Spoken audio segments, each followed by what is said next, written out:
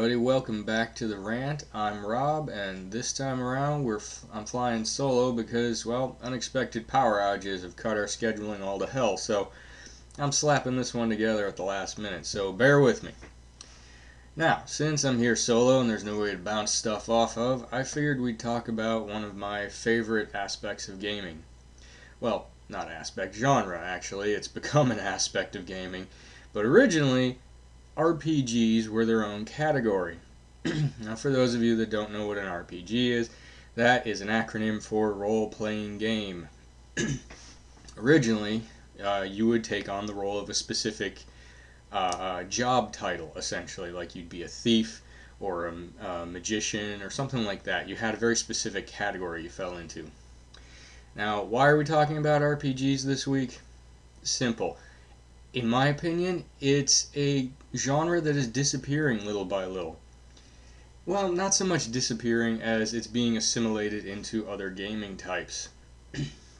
Which is why we now seem to have all of these games that have RPG aspects to them. Case in point, a perfect one for this actually, is Borderlands. Borderlands is first and foremost a first-person shooter, because you're in first-person camera and you shoot at things. Kind of obvious, right? But the reason the game isn't just a shooter is because as you go through and complete missions, you gain experience and it unlocks abilities for your character, which is the entire basis of how an RPG game works. See, this actually kind of makes me sad. I used to really, really love RPG games, and they're starting to disappear and change in ways that kind of reflect how fast our society moves anymore. Like, the original RPGs that I experienced when I was younger that I really loved were called turn-based, which meant the combat really didn't go anywhere until you said to go somewhere. Essentially, you'd get like a list of commands, and you could choose your attack for each character, and it gave you a little bit of time to think and strategize, and it was fun. I enjoyed that. The battles had to be thought out a little bit more as opposed to just rushing in and attacking. Well, those RPGs almost don't exist anymore. There's very few in existence. Sometimes there's some weird little like indie-made RPGs on the PC that you can get that are like that, but overall, that kind of RPG has just disappeared. At least I haven't come across one. I mean, maybe in some of the other countries like Japan where they still embrace an RPG title a bit more, but over here I haven't seen much. Now we seem to have moved into this category called action RPGs, which is to say that the game is all in real time. There's no real pauses. You have to think of combat on the fly, and I mean, they're fun, but I feel like, why did they even bother adding the RPG aspect to that? They could have just made an action game and it would have been a little bit more fun. But that clearly is not the case. Clearly, the majority of gamers nowadays just don't want to sit there for like 15 minutes and do the battle and think up a strategy of how to survive. They want to get in there and just mix it up and have the RPG aspect of unlocking extra abilities as they go through, which, yeah, it's fun, but I mean, it's weird. It's really weird to look at an old game genre that I really loved and watch as it is getting absorbed and assimilated into all these other categories that used to stand on their own. Like, and truth be told, it's just kind of weird. I don't think you can look at it in terms of like gaming evolution.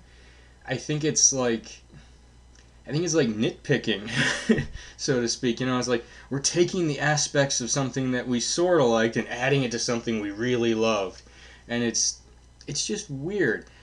And it's one of those things that I guess it just falls in with the times. We all have fast-paced lives, and we don't have hours and hours to set aside, and it's, overall, it just makes me sad. I miss the good old days where, to get through the RPG and to get all the story, you had to dump like 80 to 100 hours into it. Now, if you find a game that, in my opinion, truly falls into the RPG category, you're lucky if you get 30 hours out of it.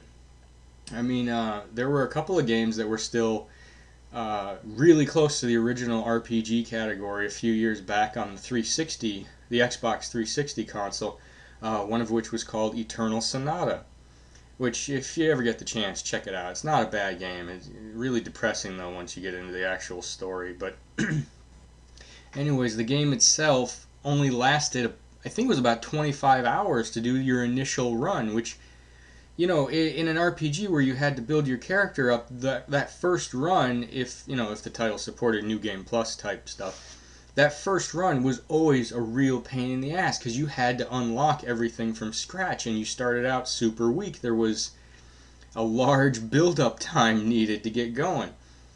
And that's just kind of sad. 25 hours? I mean, that means the entirety of the story, if you take out the gameplay parts, only lasts you like maybe an hour? That's not an RPG. There's barely any story to that. To me, that feels like 10 pages of written dialogue is your entire story. That's sad, and that is unfortunately what is happening to RPGs nowadays.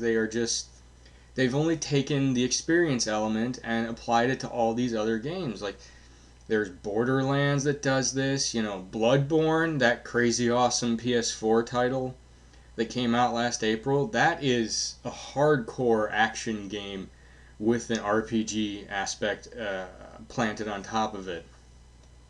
But there's actually, that one is a little bit sad because there's almost no story to it.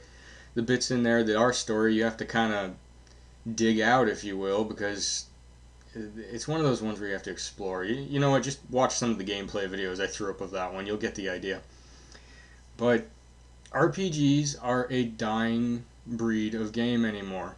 They are simply taking the game mechanics and applying them to everything else. To be honest, I wonder if anybody's even actually played a traditional RPG in the last 10 years. Because there are a few titles which I think everybody should play if they're a fan of the RPG sector. One of which was on the 360. It was called Enchanted Arms. They also ported it to the PS3 at one point, but if you're curious for a good RPG, check that one out. If you're old enough and had a PS2, there was the Xenosaga series. Again, really good RPG, very invested in the story and the gameplay. In fact, the first Xenosaga was famous, essentially, for having around, I think it was almost 4 hours of cinematics and cutscenes in the game. And that's on top of I believe it was about 65 hours worth of gameplay it took you to get through the game. So that's pretty awesome. So anyways, that is about all I've got, is just a lot of observation of a genre disappearing. And you know what? I'm actually kind of curious on your thoughts. So why don't any of you who have watched the video here, or listened to the podcast, if you will, leave a comment. Let me know what you think. I'm curious to hear about other people's thoughts on RPGs. I mean, it was my favorite game genre while it was still really in existence, and I want to know if anybody else is sad or happy about the weird way it's evolving, if you will, air quotes and all that.